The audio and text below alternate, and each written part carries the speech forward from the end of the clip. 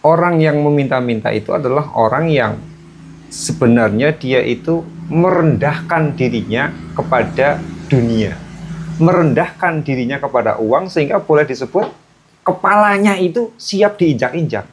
Akhirnya saya sadar, oh berarti kalau saya itu ingin menerima kekayaan, ya justru saya harus memberi. Kalau saya memberi kekayaan, saya akan menerima kekayaan. Kalau saya mengambil kekayaan, maka saya akan kehilangan kekayaan. Itu rumusnya.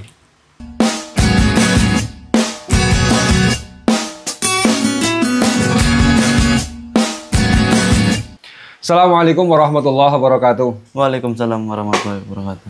Selamat malam, kita ketemu lagi dengan channel saya Muhammad Nurul Banan. Semoga Anda sehat-sehat semua. Kali ini saya ingin membicarakan tentang pengemis kok duitnya ada yang banyak. Lah iya kan, ada cerita kampung pengemis yang ternyata rumahnya mewah-mewah. Penghasilan orang sekampung itu ngemis semuanya. Ada ya beritanya kan. Ada pengemis ternyata apa? Bawa mobil. Ya gitu. Ya di tempat A dia mengemis. Ternyata jalan nanti sekitar berapa kilo, oh dia bawa mobil yang stand B. Ada juga kemudian pengemis ternyata ketika ditangkap uangnya itu ratusan juta, numpuk. Kayak gitu. Jadi memang banyak fakta pengemis itu ada yang uangnya banyak. Ini kan menabrak sekali dengan sistem pemberdayaan diri, menabrak sekali dengan sistem kekayaan. Lah iya, manusia itu ya, kalau dia itu ingin menerima, maka dia harus memberikan. Kehidupan seperti itu. Kalau kita itu ingin menerima, maka kita harus memberikan. Kalau kita itu ingin terambil, maka kita harus mengambil. Kalau ingin terambil pertama, maka kita harus mengambilnya. Saya pernah kok. Ya, saya pernah menggerakkan sebuah massa, menggerakkan satu jamaah lah ya, untuk melakukan sedekah ke sebuah yayasan sosial. Saya pernah. Ayo bantu saya sedekah untuk yayasan ini, yayasan pendidikan. Ini memang saya itu tidak meminta untuk kepentingan saya sendiri, tapi untuk yayasan pendidikan tersebut. Saya nggak menikmati sepeser pun. Tapi ketika saya menggerakkan orang, ya, ketika saya menggerakkan orang untuk membantu secara sosial kepada yayasan pendidikan tersebut, saya jadi gak enak hati. Pasti mereka akan menanyakan kepada saya, loh, Gus Banan ngasih berapa? Akhirnya apa? Untuk membela ketakutan saya, ya gitu kan? Jangan-jangan saya itu akan ditanya, Gus Banan ngasih berapa? Ya saya harus paling depan, nih saya ngasih segini. Kayak gitu kan? Yeah. Nah ini, ternyata ketika saya ingin mengambil dari orang lain, ternyata sayalah yang terambil pertama kali. Ketika saya mengambil dari mereka, mau nggak mau saya harus terambil lebih dulu. Ini. Maka sama. Sekarang dengan rumusan seperti itu, pengemis itu kerjaannya ngambil apa ngasih? Ngambil. Ngambil. Seharusnya mereka terambil paling banyak loh. Berarti ketemunya mengemis itu duitnya banyak apa sedikit? Sedikit. Seharusnya duitnya sedikit, tapi nyatanya ada pengemis yang Kaya. duitnya banyak. Kaya sih enggak, duitnya banyak. Oh, iya. Itu loh, kaya beda dengan duit banyak. Kayak gitu. Iya kan? Iya. Itu. Loh. Karena maka ini saya itu gara-gara ini loh, gara-gara saya sadar loh, saya menggerakkan orang untuk membantu yayasan pendidikan. Ternyata saya harus membayar paling banyak. Ternyata saya harus terambil yang paling pertama, paling awal. Akhirnya saya sadar, oh berarti kalau saya itu ingin menerima kekayaan, ya justru saya harus memberi. Kalau saya memberi kekayaan, saya akan menerima kekayaan.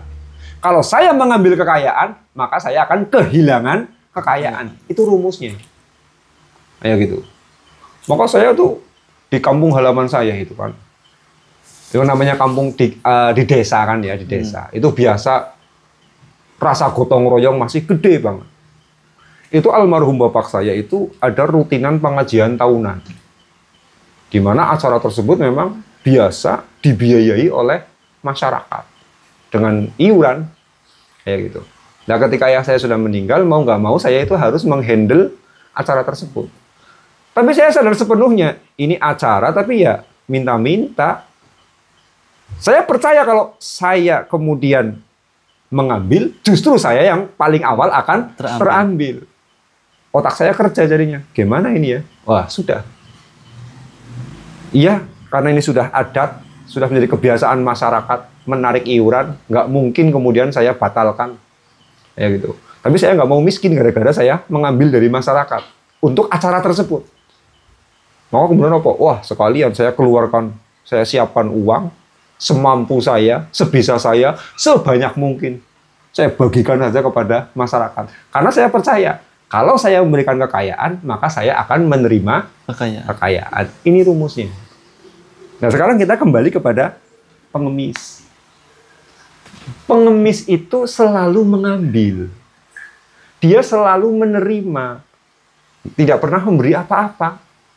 Sudah mengambil uang kita, merepotkan kita karena mereka jualan rasa kasihan. Ya gitu loh. Kemudian apa? Mengganggu ketertiban sosial. Lah iya, di tengah jalan raya, kita lagi jalan, mobil bagus-bagus, kok ada orang pakaiannya kumal kayak gitu ya? Ganggu banget mata kan? Nggak ada loh, cantik jelita, pengemis kaya kalau cantik jelita mending sih. Nggak ada yang cantik jelita ya gitu, atau ganteng kayak gitu, nggak ada yang parlente kayak gitu, nggak ada. Semuanya orang-orang yang tampilannya kumuh minta dikasihani, mengganggu pandangan mata, mengganggu mental, mengganggu keuangan kita juga. Ini kan mereka mengambil segala-galanya dari kita loh. Nah, sekarang yang menjadi persoalan, kok ada yang punya uang? Padahal kalau kita rumuskan dengan rumus pemberdayaan diri, ya seharusnya mereka itu miskin. Oh, cuma ngambil aja kok, ya gitu.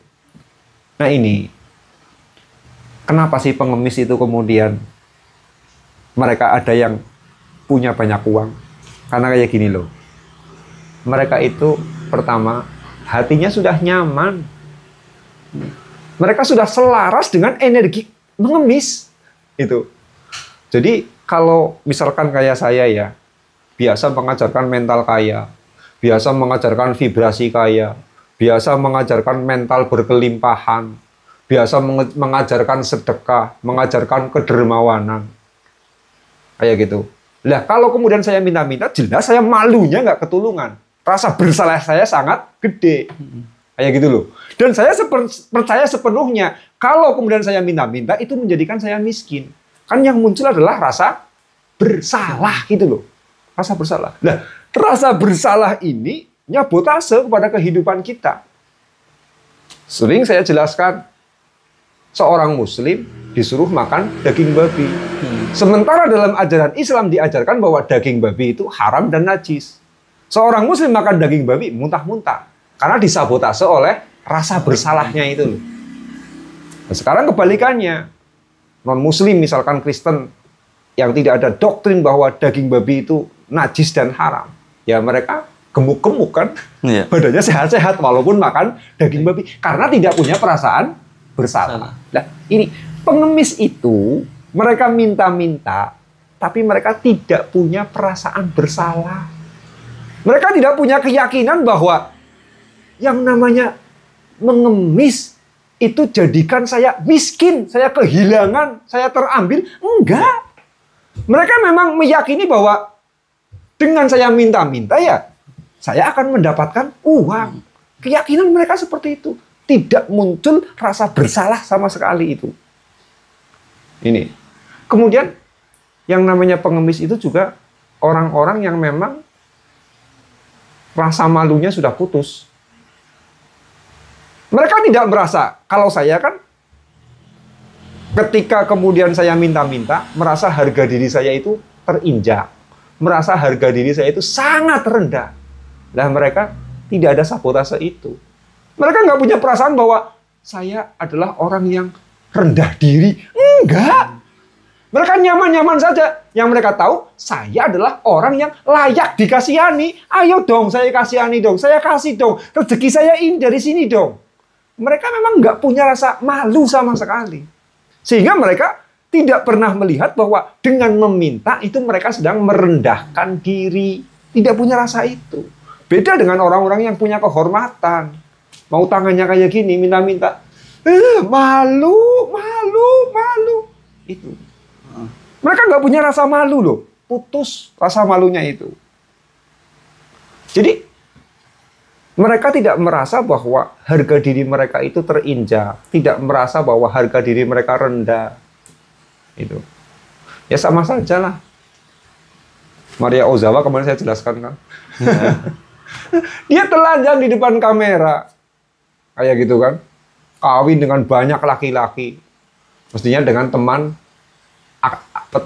aktris kan kayak gitu ya. Dengan teman artis film porno kayak gitu. Tapi ya dia tidak merasa bahwa itu adalah perbuatan yang rendah. Dia merasa bahwa itu adalah karya. Ya yang terjadi ya happy-happy saja mereka itu. Nggak ada azab zina, nggak ada apa. Biasa aja mereka. Ini karena memang dengan Maria Ozawa melakukan itu, dia tidak merasa bahwa harga dirinya itu menjadi rendah, itu enggak. Dablek. Itu loh, sudah dablek bahasa Jawanya itu. Sama dengan pengemis. Rasa malunya itu sudah putus. Mereka enggak merasa bahwa harga dirinya menjadi diinjak, harga dirinya menjadi rendah, enggak punya perasaan itu. Jadi sudah betul-betul selaras dengan energi mengemis gitu loh. Ya, betul-betul selaras itu. Kemudian apa? Mereka juga punya keyakinan bahwa memang kelayakan mereka itu dikasihani. Itu loh. Lah iya kalau saya melihat diri saya kan, orang ketika dikasihani itu berarti energinya energi miskin. Karena orang kasihan kan, ini orang butuh uang, kasihan banget dia. Pasti yang kasihan itu adalah orang yang lebih mampu kepada orang yang tidak mampu. Orang yang berada di atas kasihan kepada orang yang berada di level bawah. Nah, ketika saya itu dikasihani dengan uang, kayak gitu kan, ini kan menunjukkan bahwa saya lebih miskin dari orang yang memberi. Saya tersinggung. Kayak gitu loh. Tapi kalau pengemis sebaliknya loh, selaras dengan energi dikasihani. Bahkan mereka tidak layak dikasihani pun, mereka tidak layak dikasihani pun, para pengemis itu akan menampilkan diri sebagai orang yang layak dikasihani.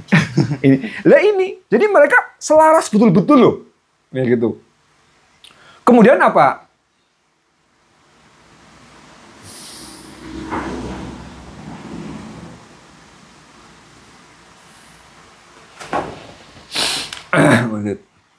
Dan apa sih, Ge? Dan pengemis itu memang ya, mereka meyakini, punya keyakinan kuat, punya belief kuat, bahwa dengan meminta, itulah jalan satu-satunya mereka menerima uang. Itu. Jadi sekali lagi, persoalan mengapa pengemis itu kok mereka itu punya uang, kayak gitu. Karena memang mereka sudah betul-betul selaras. Hatinya damai sentosa dengan energi mengemis. Hatinya damai sentosa dengan energi dikasihani, dengan energi minta-minta. Mereka sudah betul-betul selaras. Makanya kemudian apa? Uang yang datang kepada mereka ya deras. Walaupun dengan jalan mengemis. Itu loh. Jadi ya ini adalah ilmu bagaimana cara mengemis biar lancar. Kayak gitu ya. Biar lancar. Ayo. Nah ini. Cuma, coba kira-kira. Mengemis itu uangnya kan banyak. Yeah. Kayak gitu loh. Kira-kira ada nggak ya orang yang saya doakan agar anak cucunya menjadi pengemis, ada apa enggak ya? Enggak. Loh, penghasilannya gede loh. Jangan bilang enggak. Penghasilannya gede jadi pengemis. Ya daripada kerja di Alfamart, daripada menjadi guru, kayak gitu loh. Apalagi guru honorer, Kayak gitu. Daripada menjadi tukang ojek, masih gede penghasilan mengemis loh. Saya doakan ya. Ya, loh, ternyata nggak ada orang yang mau didoakan. Saya yakin semua pengemis pun akan tersinggung. Saya yakin. Pengemis pun akan tersinggung ketika didoakan. Semoga anakmu menjadi pengemis. Pasti dia tersinggung. Semoga cucumu menjadi pengemis. Pasti dia tersinggung. Loh, padahal penghasilan gede. Ya. Kok nggak mau didoakan agar anak mereka menjadi pengemis? Saking apa? Saking yang namanya mengemis itu sebetulnya adalah kita merendahkan diri kepada dunia. Sering saya sampaikan kan, kita sudah tercipta paling mulia. Laqad khalaqnal insana fi ahsani taqwim. Kita tercipta sebagai ahsani taqwim. Kedudukannya sudah sangat mulia. Lah, kok kemudian apa? Kepala kita direndahkan kepada uang. Hanya demi uang, tolonglah saya dikasihani. Hanya demi uang, saya ini orang nggak punya. Aku diberi dong, saya diberi dong. Kayak gitu. Sampai jualan kasihan, jualan menjilat, dan seterusnya. Ini kan kepalanya sudah direndahkan di bawah uang. Padahal manusia dengan uang, tinggi siapa derajatnya? Manusia. Jelas. Tinggi manusia. Karena apa? Kepala saya diinjak, lalu saya dibayar, saya nggak mau. Kayak gitu loh. Kepala saya diinjak, kemudian saya dikasih uang, saya nggak mau. Karena apa? Ini, saya derajatnya lebih tinggi daripada uang. Loh sekarang, ketika kita itu diinjak-injak oleh mertua saja misalkan ya, sudah sakit hati banget. Kita diinjak-injak sama tetangga aja sudah sakit hati banget. Lah apalagi hidup di alam material, kita diinjak-injak oleh uang. Karena kepala kita ditaruh di bawah uang. Ini. Lah pengemis itu orang yang kepalanya ditaruh di bawah uang. Ya pasti kehidupannya diinjak-injak oleh dunia. Diinjak-injak oleh mertua saja sengsara. Diinjak-injak sama teman saja sengsara. Apalagi diinjak-injak oleh dunia. Gara-gara merendahkan diri kepada uang itu. Maka mengemis itu nggak ada vibrasinya sebagai orang yang mulia. Sekalipun mereka punya uang. Itu loh. Nggak ada vibrasinya sebagai orang yang punya uang. Karena itu kemudian walaupun itu penghasilan gede, nggak ada loh ajaran kemuliaan yang mengajarkan ayo mengemis, ayo minta-minta. Nggak ada sama sekali itu. Nah jelas. Jadi orang yang meminta-minta itu adalah orang yang sebenarnya dia itu merendahkan dirinya kepada dunia. Merendahkan dirinya kepada uang sehingga boleh disebut kepalanya itu siap diinjak-injak.